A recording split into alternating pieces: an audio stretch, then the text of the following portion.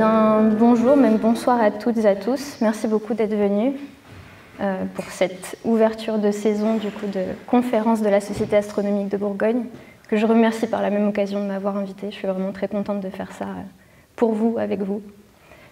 Comme le disait Vincent, moi je suis artiste diplômée des Beaux-Arts de Dijon depuis 2020.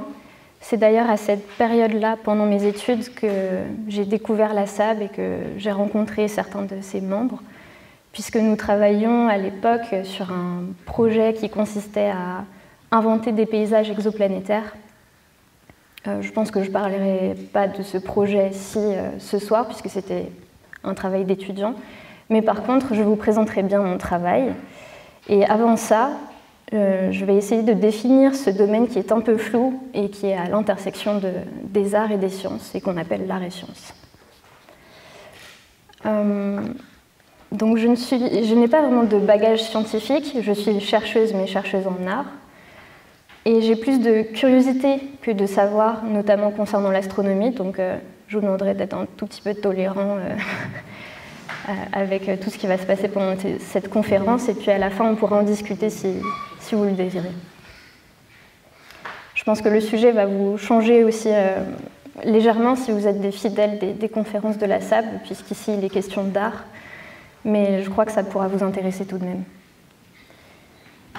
Et avant de commencer, je voulais vous dire aussi que toutes les informations que je vais vous présenter, toutes les références dont je vais vous parler aujourd'hui ont été sélectionnées vraiment de façon totalement arbitraire et subjective, puisqu'il s'agit des références que moi j'utilise dans mon travail, dans ma pratique artistique. Et ce n'est pas vraiment un exposé construit et pointu que je vais vous présenter ce soir. Mais maintenant que vous savez à quoi vous attendre, je vais commencer par vous lire un texte qui est en fait un texte extrait de mon mémoire, écrit entre 2018 et 2019. Et ce mémoire, c'est un journal de bord fictif. Il porte le titre d'Anthropofuge, dont je vous laisse la définition pendant que je commence la lecture.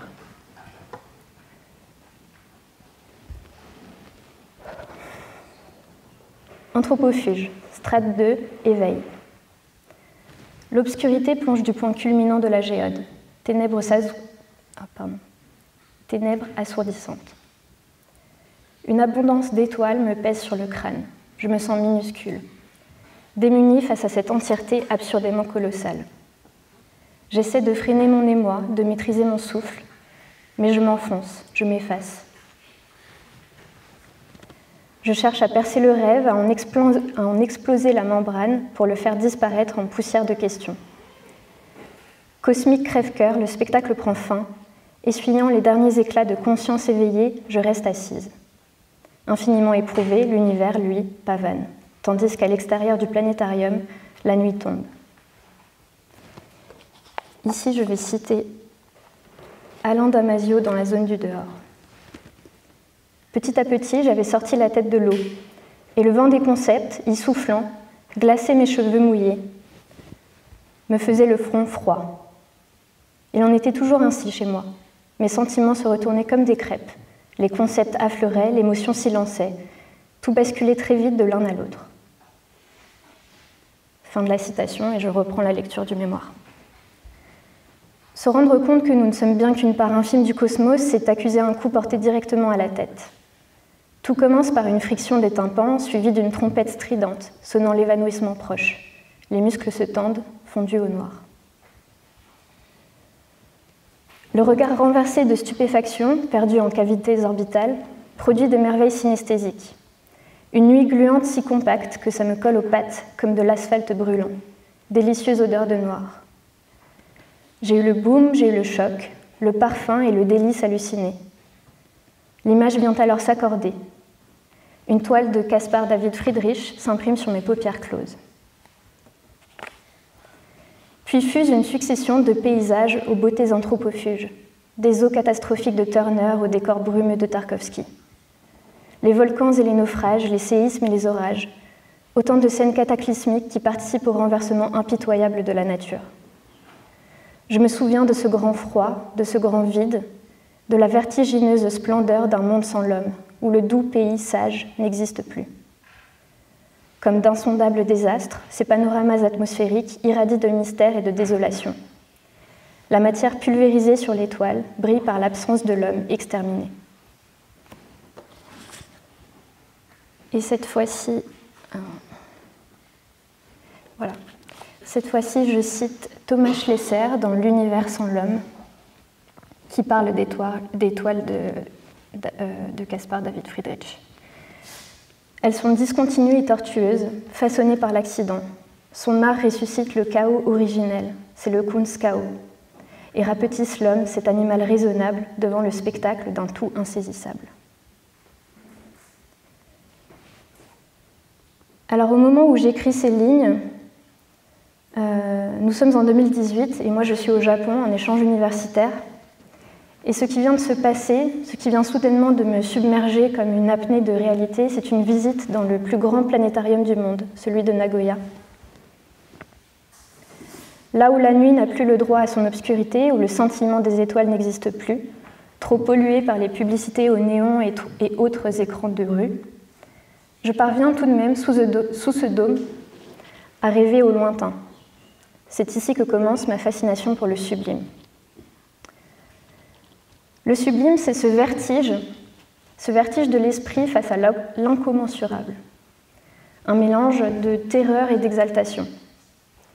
C'est ce sentiment d'infini qui a notamment résonné chez les artistes et les scientifiques du XIXe siècle.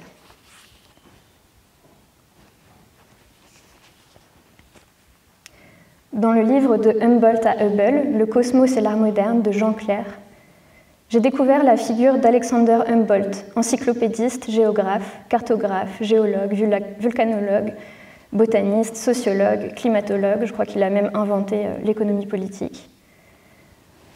En somme, l'un des derniers homo universalis, de ceux qu'on appelait homo universalis, ceux qui excellaient dans plusieurs domaines, tant intellectuels, artistiques et pratiques. On comptait parmi ces homo universalis le grand Léonard de Vinci, d'ailleurs qui est une grande figure de l'art et sciences, puisqu'il était à la fois peintre, inventeur, chercheur aussi, et qui a lui-même représenté cet homo universalis, cet idéal de la Renaissance, à travers l'homme de Vitruve, que vous voyez juste ici, comme étant l'homme au centre de l'univers, l'homme le plus abouti. Mais pour le moment, je vais revenir sur Humboldt, qui a inspiré les grands explorateurs décrits dans les aventures de Jules Verne notamment. Il est le dernier à faire l'inventaire du monde, puisqu'à travers ses voyages, il boucle la Terre. Il en explore ses derniers horizons et du même coup les referme sur eux-mêmes. Puisqu'il n'y a plus rien à explorer sur Terre, démarre un intérêt pour le ciel comme une nouvelle zone à explorer. Mais à mesure qu'il est observé, le ciel devient monstrueusement vide, hostile, indéchiffrable. Et c'est la première fois que le monde technique ébranle la sensibilité de l'homme moderne, pris d'un étonnement qui le paralyse. C'est ça le sublime.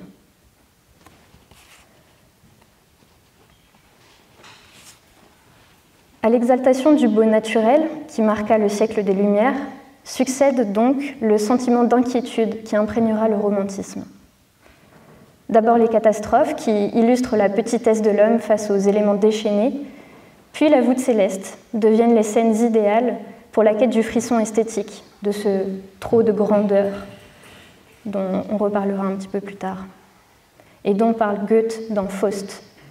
C'est ce que nous ne pouvons pas contenir et qui porte en lui la menace sourde de nous anéantir.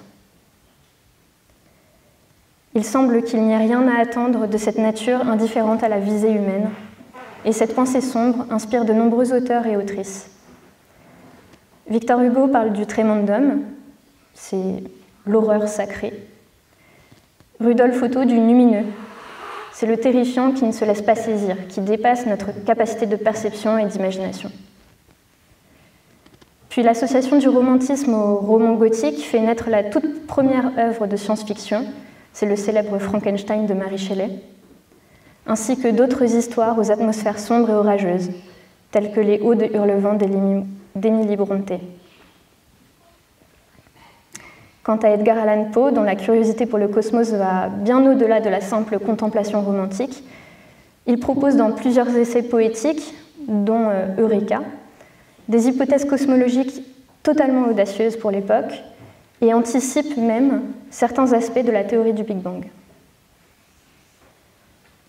Le romantisme traduit donc une réflexion profonde sur la place de l'humanité dans l'univers, remettant en question l'anthropocentrisme,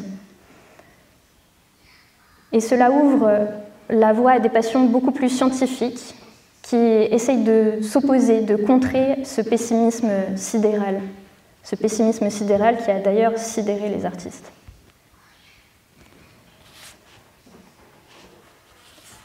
On peut noter par exemple un utopisme radical du côté du cosmisme russe, mouvement de pensée qui naît au XIXe siècle.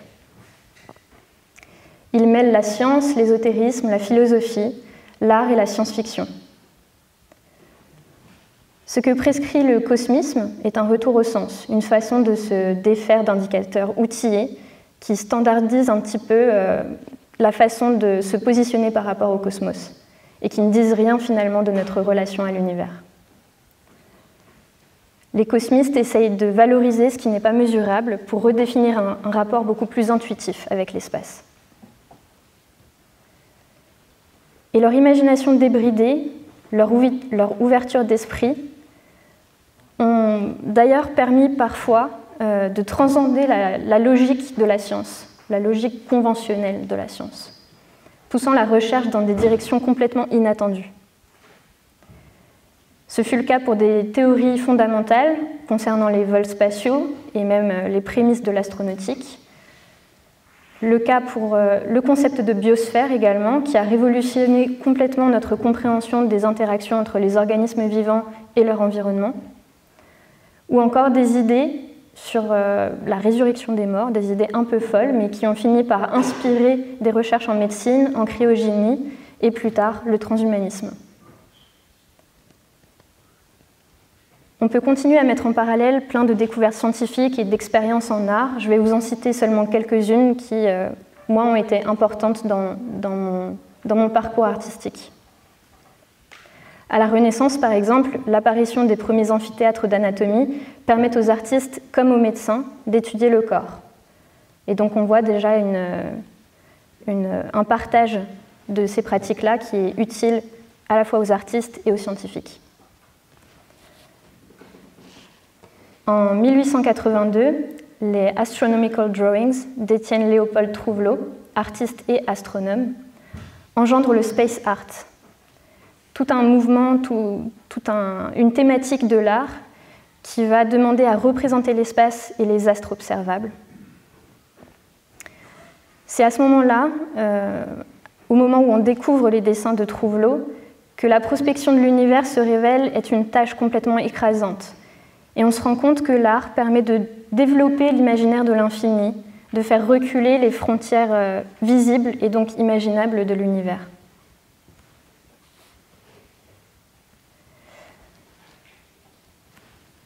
Au XXe siècle, les découvertes autour de l'atome se déroulent en même temps que l'évolution vers l'abstraction dans le domaine de l'art. Ce sujet, on le retrouve donc dans des peintures de Kandinsky. Ici, je vous ai mis un extrait, une peinture de Kupka, qui a été inspirée par cette découverte de l'atome et qui a essayé, en réalité, de montrer l'invisible, de montrer la matière qui était invisible jusqu'ici, jusqu'à cette découverte de l'atome. Cette découverte, en fait, c'est comme un choc pour la conscience, pour toute la société, et les artistes s'en emparent et essayent d'en faire quelque chose, puisque ça nous fait entendre que la matière est finalement composée de plein de particules invisibles et surtout qu'elles sont en mouvement. Donc que la matière est en mouvement, qu'il y a une dynamique constante.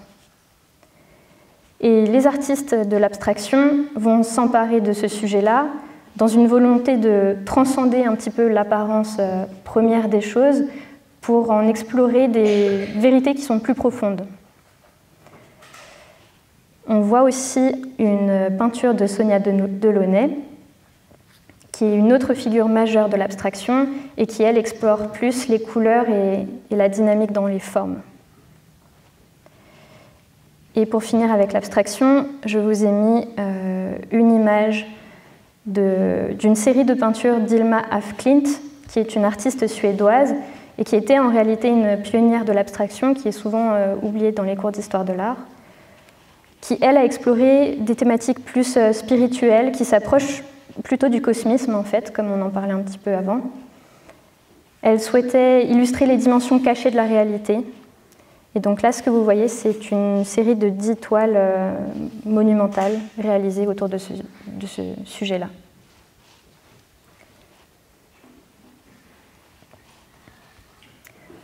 En 1968, seulement quelques mois avant les premiers pas de l'homme sur la Lune, c'est Stanley Kubrick et son Odyssée de l'espace qui floutent une nouvelle fois les frontières entre science et science-fiction.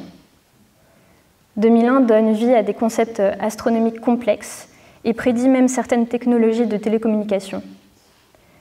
Le film influencera beaucoup le design de futures stations orbitales et on se rend compte donc que la science-fiction, alors que ce soit dans la littérature ou dans le cinéma, la science-fiction motive et stimule énormément la recherche en sciences.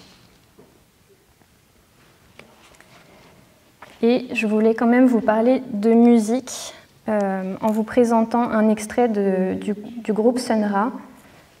Alors il faut que je bascule sur une vidéo. Ça dure 2 minutes, mais j'aimerais bien vous la faire écouter. Le groupe Sun Ra s'est beaucoup inspiré des découvertes astronomiques du XXe siècle pour développer son univers musical et visuel qu'on appelle afrofuturiste. Ses compositions racontent souvent des voyages interstellaires. Et je vais vous laisser écouter ce morceau-là pendant que je reprends mon souffle.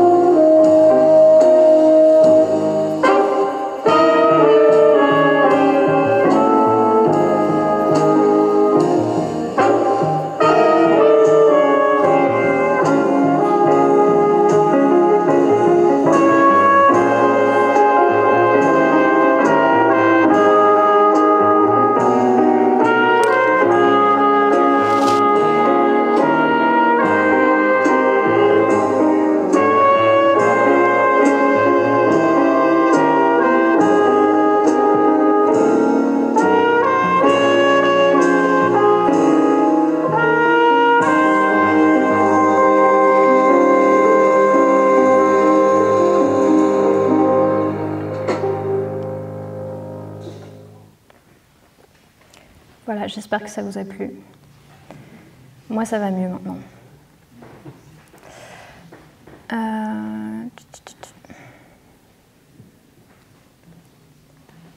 Hop.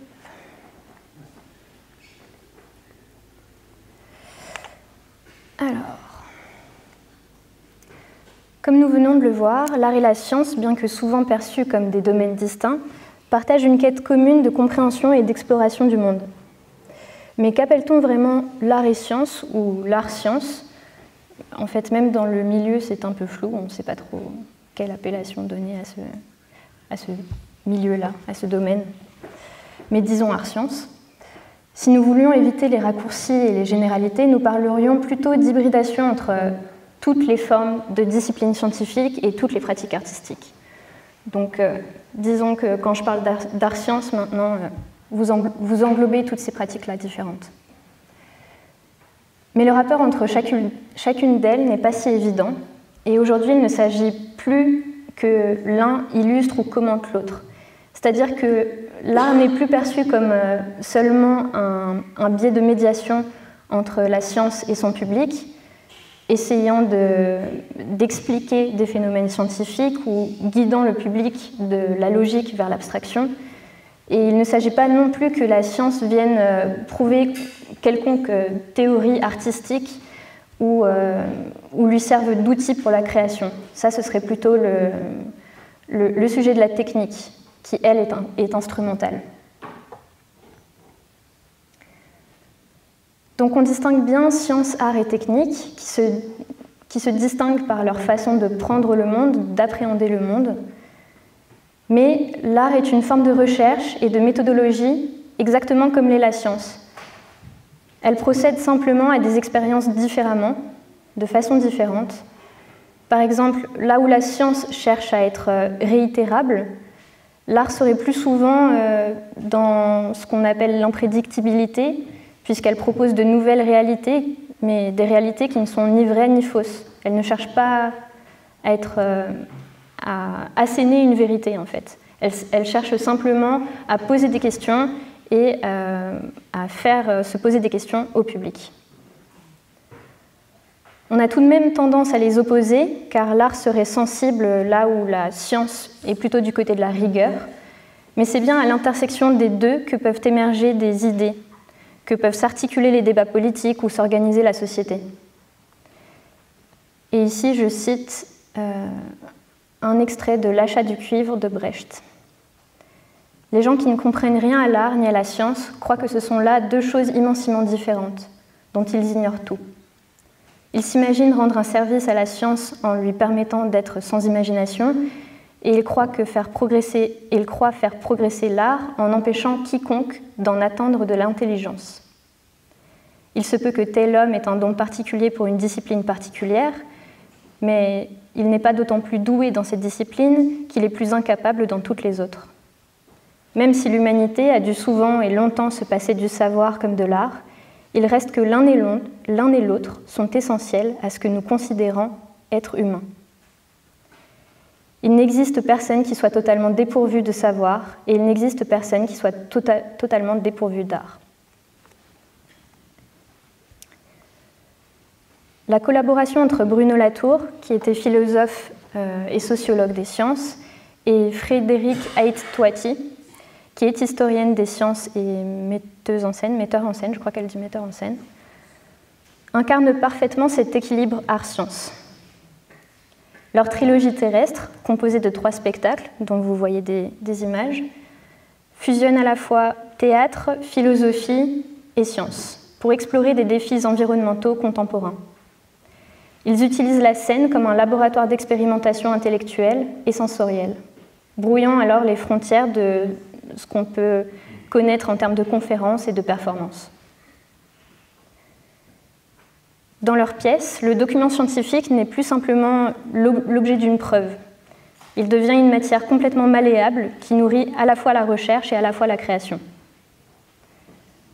Dans l'une des pièces, je crois que c'est Moving Earth, les documents historiques autour de la révolution copernicienne se mêlent à des réflexions sur la crise climatique actuelle, ce qui permet de créer un dialogue entre passé et présent et d'offrir de nouvelles perspectives pour comprendre et agir face aux défis de notre époque.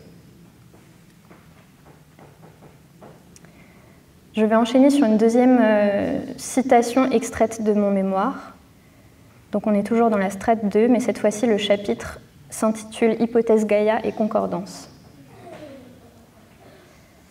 Si l'on pensait la planète comme l'architecte Richard Buckminster Fuller en 1969, nous serions tous pilotes à bord du vaisseau spatial Terre.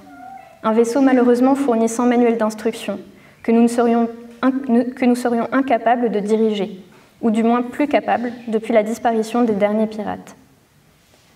Selon Buckminster Fuller, nous aurions en effet perdu les commandes depuis l'extinction des grands pirates.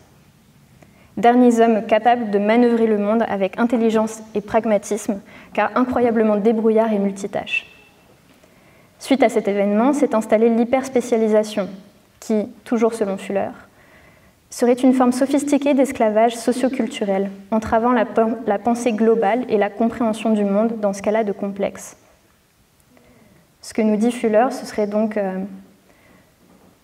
que de n'avoir qu'une seule vision du monde ne nous permettrait pas d'en comprendre vraiment sa globalité.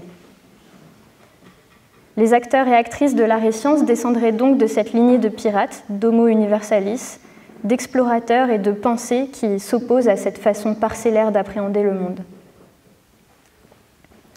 Je vais vous montrer une vidéo maintenant. Il faut que je rebascule.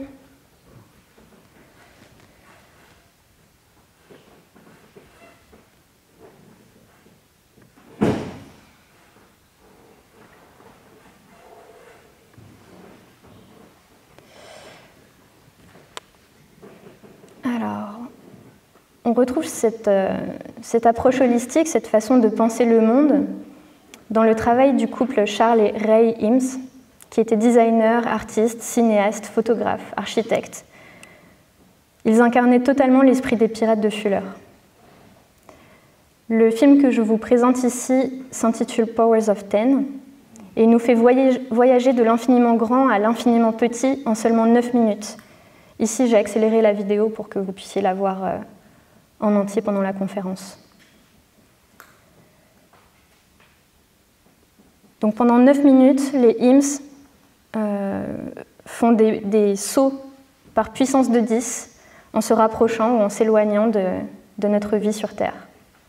Ils nous offrent donc une perspective vertigineuse sur notre place dans l'univers, rappelant le sentiment que ressentaient les romantiques le sublime.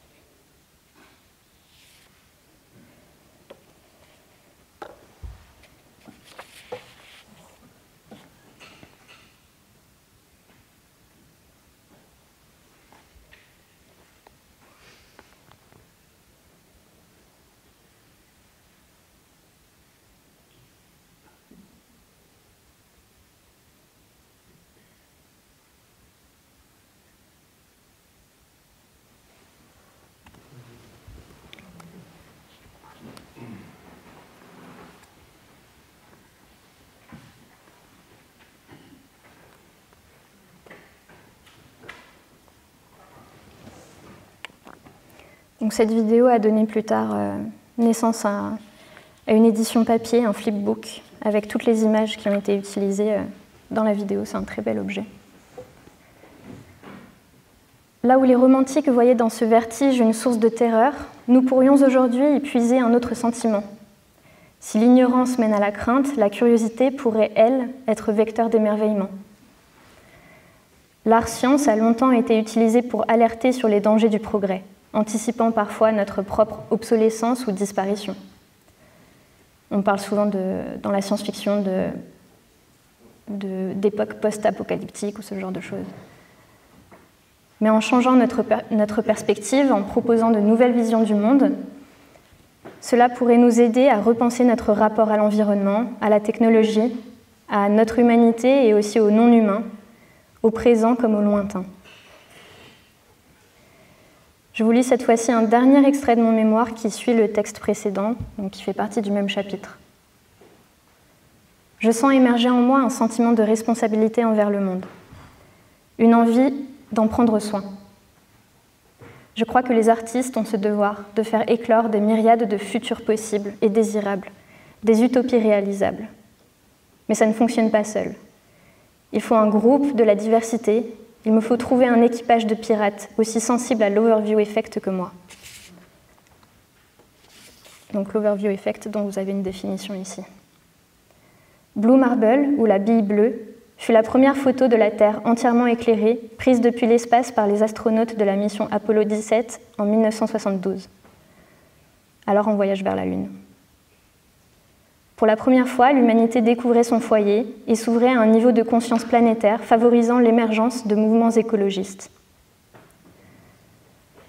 Inspiré par l'impact environnemental de cette image, en 1997, Al Gore rêve de faire partager l'overview effect des astronautes aux terriens. Et c'est en 2015 que la sonde Deep Space Climate Observatory est envoyée dans l'espace pour filmer la Terre et en diffuser des images. Pour que ces images ne tombent pas dans l'oubli, Jean-Pierre Gou, mathématicien et auteur français, invente une application numérique permettant de voir la planète tourner quasiment en temps réel. C'est le projet Blue Turn et il nous invite à retomber amoureux de notre planète bleue. Alors j'ai une très courte vidéo aussi à vous montrer si vous voulez voir à quoi ressemble le projet Blue Turn. Je ne vais pas la mettre en plein écran parce que c'est très très court. Mais ça ressemble à ça, et si vous voulez vous rendre sur le site internet Blue Turn, vous pouvez voir énormément d'archives comme ça de vidéos de la Terre.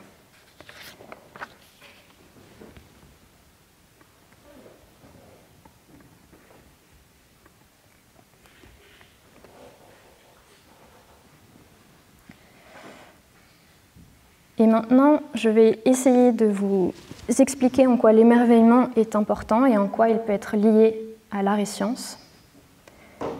S'émerveiller, de mirabilia en latin, les choses étonnantes, suscite un sentiment complexe entre l'étonnement et la fascination.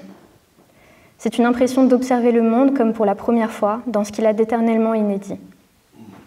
C'est vivre dans la palpitation des commencements et des pourquoi, faire l'expérience du monde en soi, ce qui nous pousse à l'explorer. Souvent associé à l'enfance ou à l'extraordinaire, le défi réside donc dans notre capacité à ressentir cet émerveillement dans notre quotidien. Aujourd'hui, notre tendance à vouloir encadrer l'imprévisible entrave légèrement notre capacité à nous émerveiller. Pourtant, comme le souligne Belinda Cannon dans S'émerveiller, cultiver un émerveillement même modeste nous permettrait d'habiter poétiquement le monde et ses paysages. L'habiter poétiquement, c'est ressentir ce sentiment océanique dont Romain Rolland parlait. Le sentiment océanique, c'est cette sensation de ne faire qu'un avec l'univers et d'être baigné dans l'éternité. L'émerveillement nous invite à transformer le connu en inconnu. Mais c'est un effort. Cela demande de l'engagement et de la volonté. Il faudra donc de la patience et du silence pour le cultiver, des temps non structurés, d'errance, du ralentissement, pour pouvoir rester attentif, réceptif, pouvoir observer la nature et le ciel. Lorsqu'il est pratiqué, cet émerveillement, il nourrit la curiosité, favorise la collaboration, l'humilité et le partage. Je retrouve personnellement cette sensation d'émerveillement face au cliché spectaculaire du télescope James Webb, donc les images que je viens de vous montrer. Ces images dévoilent les confins de notre univers avec une précision inédite, et elles inspirent d'autres artistes. Ici, vous voyez le travail d'une artiste française qui s'appelle Caroline Corbasson, et qui réalise d'immenses dessins, de grands dessins au charbon, qui rendent le ciel quasiment accessible à portée de main. Le choix du charbon comme médium n'est pas anodin non plus dans sa pratique, puisque cette matière primitive établit un lien entre l'art contemporain et l'histoire des premiers dessins de l'humanité. Cela crée un pont entre notre quête contemporaine de connaissances et nos racines les plus anciennes, des hommes qui archivaient déjà la nature autour d'eux. Ici, vous pouvez retrouver le travail de Sylvie Bonneau, qui utilise les archives, elle, mais plutôt sous la forme de documents liés à des observations spatiales. Et elle essaye de les transformer en une expérience esthétique. L'outil ou le lieu de recherche devient donc le lieu d'une exploration poétique. Elle essaye à travers cette exploration poétique de transfigurer le spatial. Ce que vous voyez là, ce sont alors je ne l'ai pas noté, mais ce sont en fait des gélatines de photos argentiques.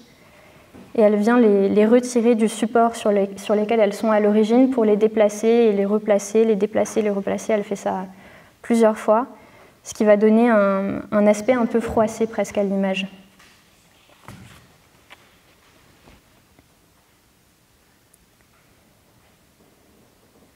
J'en ai fini avec le travail des autres artistes, dont je vous ai beaucoup parlé. Mais ça m'a permis de vous donner du contexte, de, je crois, vous faire comprendre dans quelle veine s'insère mon travail personnel, ma pratique de l'art. Donc je vais essayer de vous présenter mon travail maintenant. Moi, avant de m'intéresser au merveilleux, je suis quand même passée par le sublime aussi, ça m'attirait beaucoup. Parce que j'aimais ce qui peut parfois coincer ou rater au niveau des sciences, des expériences scientifiques. Je m'intéressais aux zones d'ombre aussi des théories scientifiques pour pouvoir les habiter de fiction. Je me suis aussi penchée sur le transhumanisme pendant un moment avec une grande fascination pour le cosmisme russe. Pour penser mes œuvres, j'emprunte des formes à l'imagerie spatiale, à la microbiologie, à l'esthétique de laboratoire de façon générale. Mais je pense qu'aujourd'hui, je vais me concentrer sur les travaux qui ont un rapport de près ou de loin avec l'astronomie, puisque ça fait plus sens. Et je voudrais commencer avec cette série d'images, qui a d'ailleurs été présentée cet été avec la SAB, pendant les Nuits des Étoiles. Habituellement, quand je présente ces images, je fonctionne un peu sous la forme d'une devinette avant d'exposer le projet et d'expliquer ce que c'est. Peut-être que je peux vous laisser deviner. Je ne sais pas si certains d'entre vous étaient là pendant les Nuits des Étoiles, et auquel cas je vous demanderai de ne pas révéler le secret tout de suite pour pouvoir laisser les autres jouer un petit peu. Est-ce que vous aviez des suppositions sur les objets que vous êtes en train de regarder? Des pommes de terre. Bon, le secret n'a pas été gardé très longtemps. Oui, ce sont des pommes de terre. Ce sont des pommes de terre. Alors habituellement, voilà, ça tourne un petit peu autour de météorites, d'astéroïdes, d'hypothèses autour de la Lune ou ce genre de choses.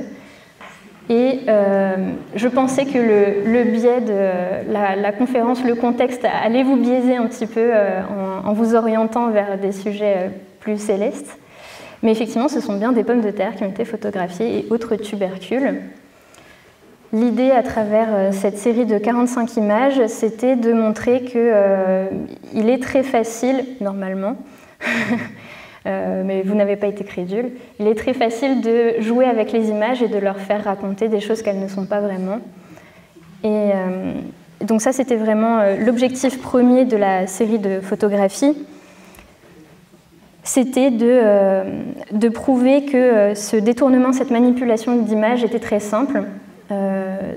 J'utilise beaucoup ce projet pour faire de la médiation auprès d'enfants notamment.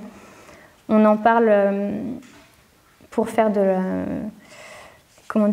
pour parler de la façon dont on peut vérifier ses sources sur Internet, de la façon dont on peut vérifier les images qu'on regarde. Et donc voilà, c'est un projet au-delà d'être drôle et grotesque quand on découvre ce que c'est vraiment, qui mène à des discussions intéressantes. Donc ce qui permet aussi habituellement qu'on confonde ça avec des objets plutôt célestes, c'est d'une part la dimension de la série photographique, puisqu'en fait là c'est peut-être difficile de se rendre compte, quoique... Non, c'est plus grand que ça normalement. C'est difficile de se rendre compte sur un diaporama, mais la série fait 5 mètres de long. Et donc, lorsqu'elle est exposée, le public se sent un peu enveloppé de toutes ces images. Il est un peu surplombé par ces objets qui semblent vraiment flotter au-dessus de lui. Donc, il y a déjà cette dimension. Il y a aussi ces détails d'objets, donc je suis allée au plus près des objets pommes de terre, des objets macroscopiques pour essayer de les transformer presque en paysage et en objets gigantesques. Et puis il y a ces couleurs aussi qui nous rappellent quand même les couleurs qu'on associe au domaine du spatial, le noir et blanc, le bleu profond du ciel. Ici, j'ai travaillé avec 3 teintes différentes, je crois, du noir et blanc et 2 bleus plus ou moins profonds, qui rappellent un peu des cyanotypes, pour donner l'impression d'une collection d'images que se seraient partagées des chercheurs observant ces objets depuis des outils différents et qui auraient été assemblés dans cette collection. Et il y avait un petit indice quand même dans le titre de cette série d'images, puisque Solanum, en fait, c'est le nom de la classification des pommes de terre. Donc quand on sait ça, c'est facile de deviner aussi. Alors je vais vous remontrer une vidéo pour le prochain projet qui est une performance. Donc je pense que ce sera plus parlant d'en voir des images filmées.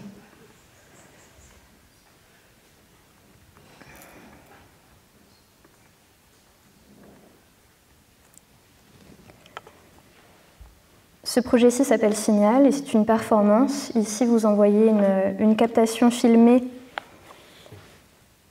à Florence, en Italie, lors d'une exposition dans la Villa Galilée, que j'ai eu la chance de présenter l'été dernier. Non, il y a 1 an, c'était en septembre en fait. Ici, la performance présente 2 acteurs, 2 performeurs. C'est un nombre un peu variable, mais par contre, les objets qui constituent cette performance sont toujours les mêmes. Les performeurs se penchent au-dessus de ces objets qu'on ne sait pas vraiment identifier, qui sont brillants, luisants, qui sont en fait transparents et qui semblent cracher une brume depuis leur creux. On ne sait pas vraiment de quoi il est question ici, mais on a l'impression que ces performeurs sont en fait des chercheurs et qu'ils essayent de comprendre ces signaux de fumée crachés par les objets.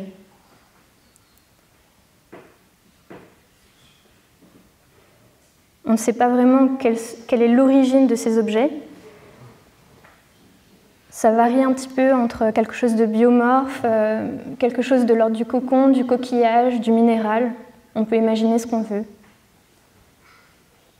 Mais en tout cas, ces chercheurs qui sont entre la science et le chamanisme, on ne sait pas vraiment définir ça non plus, semblent leur insuffler une respiration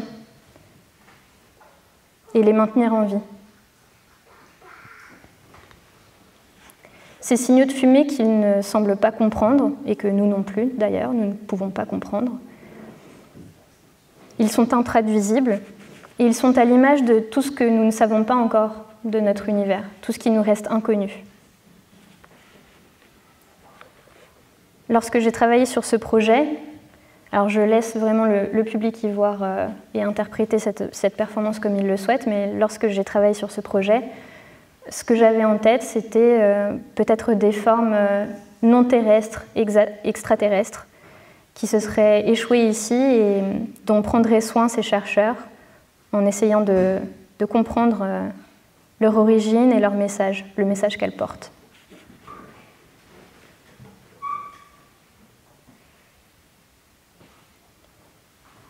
Mais cette expérience reste floue pour le spectateur et on ne comprend pas très bien ses objectifs.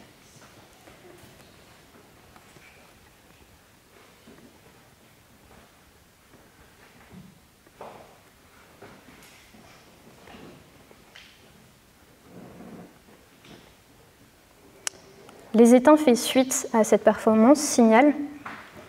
C'est en quelque sorte la continuité de ce scénario qui avait été dessiné avec Signal.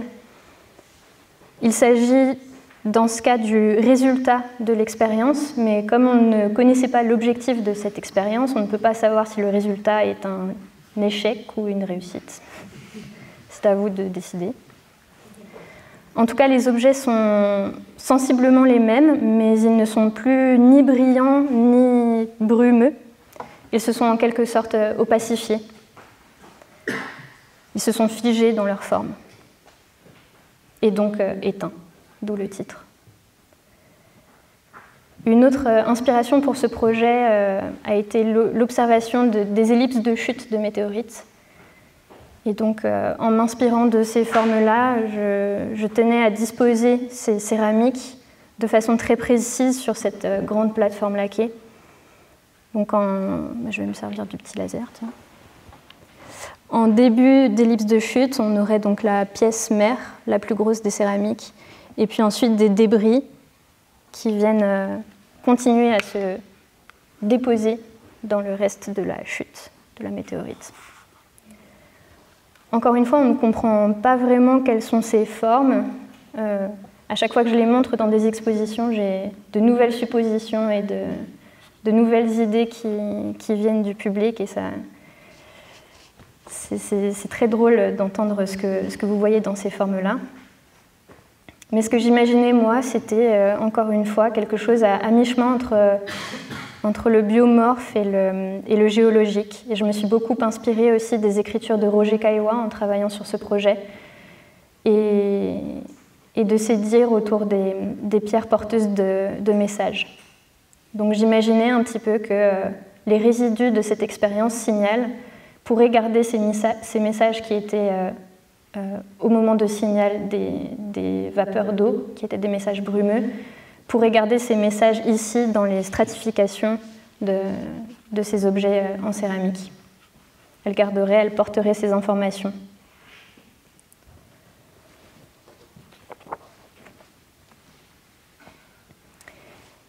Et le dernier projet dont je vais vous parler s'appelle Bruit de fond. Il fait partie d'une plus grosse installation qui s'intitule Orchestre cosmogonique. Et l'orchestre cosmogonique, c'est en réalité une installation sonore qui traitera de toutes les mythologies et de tous les modèles cosmologiques qui existent autour de la naissance de l'univers. Ça permettra de faire un peu un constat de tous ces récits qui existent depuis l'écriture et la transmission de ces récits, de savoir où on en est aujourd'hui sur notre compréhension de cette genèse de l'univers et d'en créer les premiers cris, les premiers sons. Donc cette installation sera composée de plusieurs modules qui seront à la fois des sculptures et des instruments, plutôt sonores que musicaux pour le moment, mais peut-être que ça finira par s'harmoniser et devenir vraiment de la musique. Pour le moment, ça fait plus du bruit que de la musique. Et avant de vous parler de Bruit de fond, qui est le premier instrument de cet orchestre, il faut que je vous explique peut-être ce qu'est le fond diffus cosmologique. Je vais essayer de le faire bien. Le fond diffus cosmologique, c'est un rayonnement électromagnétique qui remplit tout l'univers observable et qu'on présente sous cette forme de grande ellipse, puisqu'en fait c'est une observation depuis la Terre, donc c'est tout ce qui nous englobe autour de la Terre. C'est une sorte de lumière fossile qui a été émise environ 380 000 ans après le Big Bang, j'ai raison, c'est bon, et qui se présente un peu comme une carte d'identité de l'univers, puisqu'elle nous renseigne sur son âge et sur ce qui se passait à cette époque-là de l'univers. C'est l'image qui se rapproche le plus des débuts, en fait, de la genèse de tout. Donc en fait, c'est quelque chose d'assez uniforme, mais on voit quand même des variations, qui sont des variations de température, et qui sont présentées ici par des variations colorées. Et je voulais rester au plus proche de cette image-là qu'on a du fond diffus cosmologique pour la réalisation de ce projet. Donc, comme vous le voyez, la structure a gardé cette forme ovoïde ou cette forme d'ellipse. Et elle se constitue également de plein de petits éléments qui s'assemblent comme un puzzle. Ce sont des céramiques que vous voyez. Mais je n'ai pas gardé les tons colorés des images auxquelles on pense quand on s'imagine le fond diffus cosmologique, j'ai choisi d'émailler ces céramiques en noir et en blanc, puisque j'ai rajouté une difficulté en plus de compréhension dans ce projet. Je voulais évoquer le bruit sur les écrans de télévision et la neige qui se produisait sur les écrans cathodiques de nos télévisions par le passé. Dans cette neige, dans ce grésillement qu'on voyait sur les écrans lorsqu'on n'arrivait pas à capter nos émissions, se trouvait une infime partie, je crois, mais une partie tout de même du rayonnement fossile, donc de ce fond diffus cosmologique. Et je trouvais ça assez beau d'apprendre ça, je trouvais ça très poétique de se dire que lorsqu'on était frustré devant nos écrans de télévision de ne pas réussir à capter la chaîne recherchée, on était en fait en train de voir, d'observer le plus beau spectacle du monde qui était la naissance de l'univers. Alors c'est pas vraiment ça, mais poétiquement, moi j'ai compris ça. Et donc j'ai gardé cette idée de noir et blanc de la neige de télévision pour la réalisation de ces céramiques. Donc ça c'est pour la composition, la structure de cet instrument. Et maintenant, comment elle fait du bruit? Alors en fait, il y a des capteurs de distance qui sont disposés tout autour de la plateforme et qui permettent au public de jouer avec l'instrument en se rapprochant, en marchant, en dansant autour de l'instrument. Et tous ces capteurs mènent à un système électronique à l'intérieur de la structure qui va faire vibrer toutes les céramiques à certains endroits. Et donc c'est cette vibration qui va faire s'entrechoquer les céramiques. Elles vont se mettre à teinter et à produire du son. Voilà pour le premier instrument de l'orchestre cosmogonique.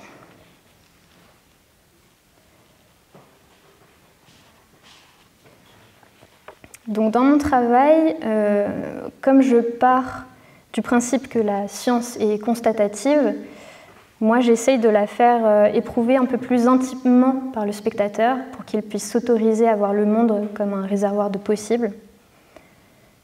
Et bien que le sublime reste un sujet très étudié en art contemporain, dans la patience et le silence, à l'image de la recherche en art et sciences, je vous encourage ce soir à cultiver votre capacité d'émerveillement, particulièrement face au cosmos.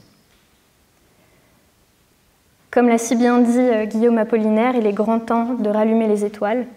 Et bien que cette phrase ait été écrite dans un contexte assez difficile lié à la Première Guerre mondiale, je crois qu'elle résonne aujourd'hui comme une invitation à embrasser la vie, à embrasser la nature, tout ce qui nous entoure dans toute sa beauté, et à garder confiance en l'avenir.